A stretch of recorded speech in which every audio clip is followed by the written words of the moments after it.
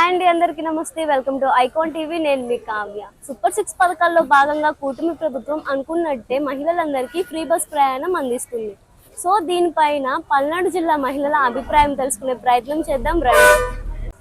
Free bus ప్రయాణం ఎట్లా అనిపిస్తుంది?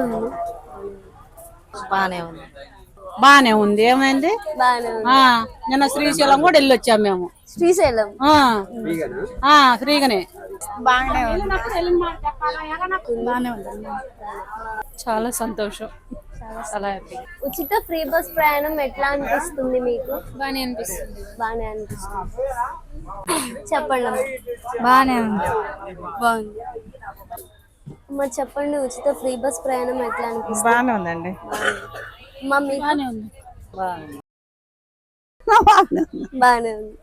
మాకు బాగానే ఉంది. ఫ్రీగానే ఉంది. మాకు ఫ్రీ పెట్టబట్టి బాగానే ఉంది.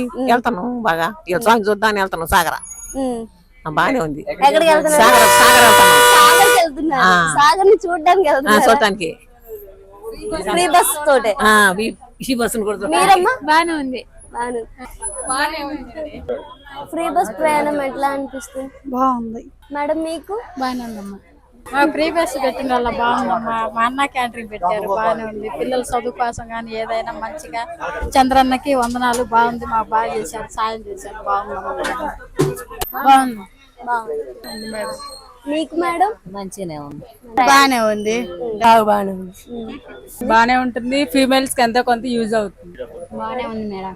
ఫ్రీగా మాకు హ్యాపీగా ఉంది బస్సు వచ్చిన వాళ్ళ ఆడవాళ్ళకి అందరికి. అంతేనా? అవును. రోజు వెళ్ళొస్తావా? రోజు ఏం పని లేదు. ఎప్పుడన్నా ఎక్కడికన్నా పోయే రోజు ఫ్రీగా పోతున్నాం. ఈ రోజు ఇదే రోజు ఎక్కటం. మనం అమౌంట్ ఇంటికి ఏదో ఒకటి చిన్న పిల్లలకి ఏదో ఒకటి తీసుకెళ్ళడానికి కూడా ఛార్జీలు కూడా ఎంత దూరం వెళ్ళినా కూడా ఫ్రీ బస్ సౌకర్యం చాలా బాగుంది. ఉచిత బస్సు సౌకర్యం లేడీస్ కి పెట్టడం చాలా మంచిది ఇది. ఎందుకంటే చాలా మంది పేదలు ఉంటారు. విలేజ్ నుంచి రావడానికి వాళ్ళకి ఆ టైంకి డబ్బులు లేక బస్సు ఫ్రీ పెట్టడం వల్ల వాళ్ళకి వచ్చి వాళ్ళ పిల్లల్ని చూసుకుని వెళ్ళడము, ఏదైనా సరుకులు తీసుకుని పోవడానికి బాగా అనుకూలంగా ఉంది. ఇంకోటి వాళ్ళకి బస్ స్టాండ్ దగ్గరలో అన్న క్యాంటీన్ పెట్టారు. ఆ అన్న క్యాంటీన్ పెట్టడం వల్ల అన్నం కూడా తినడానికి 5 రూపాయలతో తినేసి ఆ కడుపు నుండి అన్నం తినేసి హ్యాపీగా బస్సుకి పని చూసుకుంటూ ప్రయాణం చేసుకుని వెళ్ళిపోతున్నారు ఇంటికి.